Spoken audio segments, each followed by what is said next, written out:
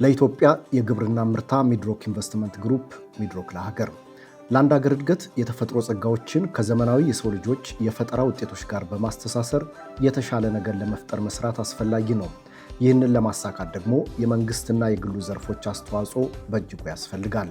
ሚድሮክ ኢንቨስትመንት ግሩፕም በኢትዮጵያ ከግሉ ዘርፍ በተለየ ሁኔታ በግብርናው ዘርፍ የተፈጥሮ ጸጋዎችን ከዘመናዊ የቴክኖሎጂ ውጤቶች ጋር በማስተሳሰር ለሀገር እድገት ከፍተኛ ሚና በመጫወት ላይ ይገኛል። በሚድሮክ ኢንቨስትመንት ግሩፕ ስር የሚገኘው ኢትዮ አግሪሴፍት መቀመጫውን ዛምቢያ ካደረገው ዛምሲድ ከተባለ ዓለም አቀፍ ኩባንያ በአንደኛ ደረጃ ሽልማትን አግኝቷል። ሽልማቱን ያገኘው ላለፉት 3 ዓመታት የዛምሲድ አዲስ የበቆሎ ዝርያን ለኢትዮጵያ አርሶ አደሮች በማስተዋወቅ ከምስራቅና ደቡብ አፍሪካ ሀገራት ከተቋሙ ጋር ከሚሰሩ ድርጅቶች የተሻለ አፈጻጸም በማሳየቱ ነው።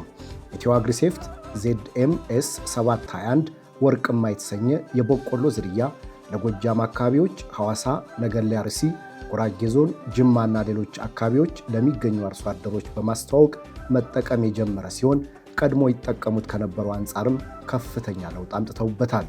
የበቆሎ ዝርያው በምርታማነቱና በሽታን በመቋቋሙ የሚታወቅ ሲሆን በሄክታር ከ80 ኩንታል በላይ ምርት መስጠትም ይችላል።